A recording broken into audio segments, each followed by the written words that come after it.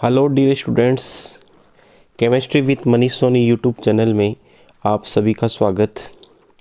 कुछ बच्चों के मेरे पास मैसेज कॉल्स आ रहे थे। बेसिकली 11th क्लास के जो बच्चे थे कि सर हमें इलेक्ट्रॉनिक विन्यास लिखने में समस्या आती है।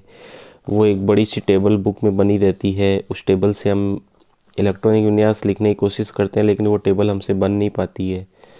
तो बच्चों, आज मैं आपको इलेक्ट्रॉनिक विन्यास की ट्रिक बता रहा हूँ कि इलेक्ट्रॉनिक विन्यास किस प्रकार से आप आसानी से लिख सकते हैं। तो इलेक्ट्रॉनिक कॉन्फ़िगरेशन की ट्रिक, तो बहुत आसान सी ट्रिक मैं आपको बताऊंगा। यदि आपको अच्छी लगे तो आप इसे आगे शेयर कीजिएगा। सबसे पहले आपको क्या करना है, आपको पता ही है कि इलेक्ट्रॉन जो हम बढ़ते हैं वो उपकोषों में बढ़ते हैं और उपकोष जो होते हैं वो 4 प्रकार के होते हैं, एस, पी, डी और एफ। सबसे पहले आपको एस, पी, डी, एफ लिख लेना है। आपको ध्यान रखना है कि एस में अधिकतम आपको 2 इलेक्ट्रॉन भरने होते हैं, पी में अधिकतम आपको 6 इलेक्ट्रॉन भरने होते हैं, डी में अधिकतम आपको 10 इलेक्ट्रॉन भरने होते हैं और एफ में अधिकतम आपको 14 इलेक्ट्रॉन भरने होते हैं। तो सबसे पहले आपने क्या किया, आपने उपकोषों के जो नाम हैं उनको लिख लिया, S, P, D, F. S में अधिकतम कितने इलेक्ट्रॉन भरने हैं, 2। पी में अधिकतम कितने इलेक्ट्रॉन भरने हैं, 6। डी में अधिकतम कितने इलेक्ट्रॉन भरने हैं, 10। और एफ में अधिकतम कितने भरने हैं, 14। इसके बाद में आपको क्या करना है, एस के नीचे 1 लिख देना है, पी के नीचे 2 लिख देना है, डी के नीचे आपको 3 लिख देना है और एफ के नीचे आपको 4 लिख देना है। अब आपको क्या करना है, एस से शुरू करना है। पहले आप एस को 2 बार लिखोगे, जैसे मैं आपको बता रहा हूँ वैसे आप ध्यान रखिएगा। एस को आपको पहले कितनी बार लिखना है, 2 बार। फिर उसके नीचे आपको पी एस लिखना है 2 बार, पी एस और पी एस। ठीक है, इसका मतलब आप राइट टू लेफ़्ट आ रहे हो, राइट टू लेफ़्ट आपको आना है इधर से इधर। पहले एस को 2 बार लिख दिया, फिर पी एस, फिर पी एस।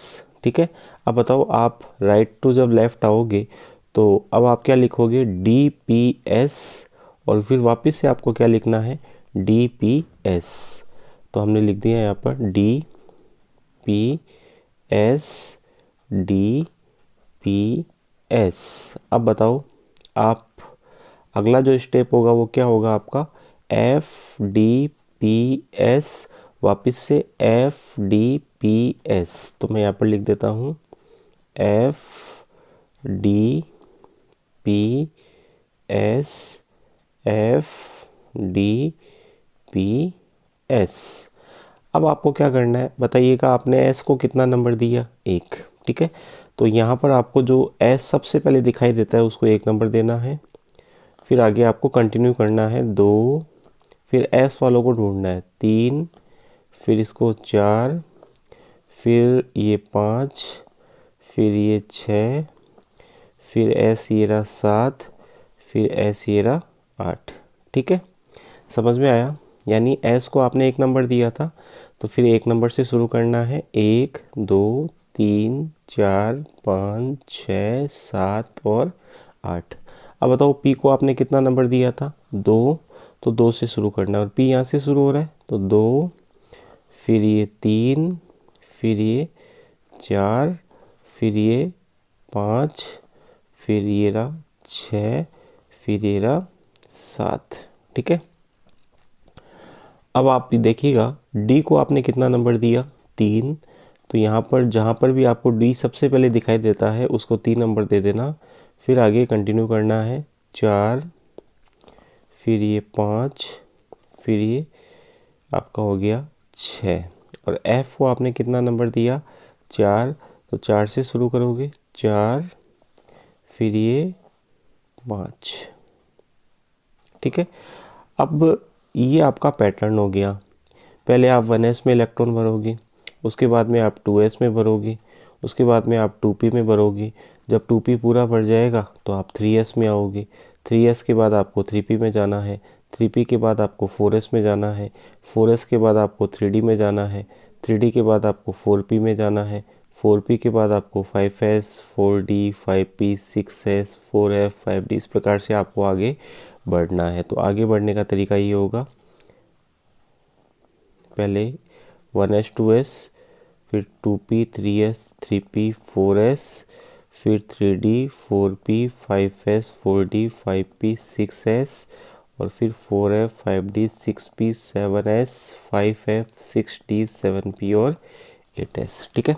अब जैसे हाइड्रोजन का इलेक्ट्रॉनिक विन्यास आपको लिखना है, तो बताओ हाइड्रोजन में कितना इलेक्ट्रॉन होता है? एक, क्योंकि इसका परमाणु क्रमांक 1 होता है, तो 1s 1 हो जाएगा। हीलियम का बताओ, हीलियम का एटॉमिक नंबर 2, तो 1s2। फिर देखिएगा लिथियम का लिखना है, तो 1s2, 2s1, फिर 1s2, 2s2, 1s2, 2s2, 2p1, किसका हो गया? बोरोन का। फिर कार्बन आता है 1s2, 2s2, 2p2, 1s2, 2s2, 2p3 nitrogen का। फिर ऑक्सीजन का 1s2, 2s2, 2p4। फिर फ्लोरीन का 1s2, 2s2, 2p5। फिर उसके बाद में नियोन का 1s2, 2s2, 2p6। जैसे मान लीजिएगा आपको इलेक्ट्रॉनिक विन्यास लिखना है टाइटेनियम का, तो टाइटेनियम का इलेक्ट्रॉनिक विन्यास कैसे लिखोगे? यहाँ से शुरू करना है 1s2, 2s2, 2p6, 1s2, 2s2, 2p6, उसके बाद में 3s2, फिर 3p6। बताओ टाइटेनियम में कितने इलेक्ट्रॉन होते हैं? 21, क्योंकि 21 नंबर पे आता है। तो 1s2, 2s2, 2p6, 3s2, 3p6, फिर 4s2 और 3d1। ठीक है, 4s2, 3d1। तो देखो कितने इलेक्ट्रॉन हो गए? 2, 4, 6, 10, 12, 12 और 6, 18, 18, 2, 20 और 1, 21। ठीक है। लेकिन आप ध्यान रखिएगा, आपके जो सिलेबस के अकॉर्डिंग यदि हम बात करें तो क्रोमियम और कॉपर जो इलेक्ट्रॉनिक विन्यास होते हैं वो अपवाद होते हैं। इसमें क्या होता है, जब आप इलेक्ट्रॉनिक विन्यास लिखोगे क्रोमियम का, तो क्रोमियम का परमाणु क्रमांक कितना होता है? 24, 1s2, 2s2, 2p6, 3s2, फिर 3p6, फिर 4s में कितने? 2 आने चाहिए, और 3d में कितने आने चाहिए? 4। ठीक है, 4s के बाद 3d आ गया। लेकिन हम जानते हैं कि 4s से एक इलेक्ट्रॉन निकल के किस में चला जाता है? 3d में। तो इसका जो कॉन्फ़िगरेशन होता है वो होता है 4s1 3d5। इसी प्रकार जब आप कॉपर का इलेक्ट्रॉनिक विन्यास लिखो जिसका एटॉमिक नंबर होता है 29, तो कॉपर में आपको क्या ध्यान रखना है? 1s2, 2s2, 2p6, 3s2, 3p6, 4s2, 3d9 होना चाहिए। लेकिन पूर्ण पूरित इलेक्ट्रॉनिक विन्यास के कारण से d10 ज़्यादा स्थायी होता है, तो एक इलेक्ट्रॉन s से निकल के किस में चला जाता है? d में। तो ये 4s1 3d10 हो जाएगा। तो आपको क्रोमियम और कॉपर का ध्यान रखना है। और उसके बाद में मैंने एक वीडियो बना रखा है जिसमें लेंथेनाइड और एक्टिनाइड का इलेक्ट्रॉनिक विन्यास लिखने की जो ट्रिक है वो मैंने आपको समझा रखी है। तो आप 12th क्लास के लिए या 11th क्लास के लिए कॉपर का इलेक्ट्रॉनिक विन्यास, क्रोमियम का और लेंथेनाइड एक्टिनाइड का इलेक्ट्रॉनिक विन्यास थोड़ा अलग से आप देख लेना।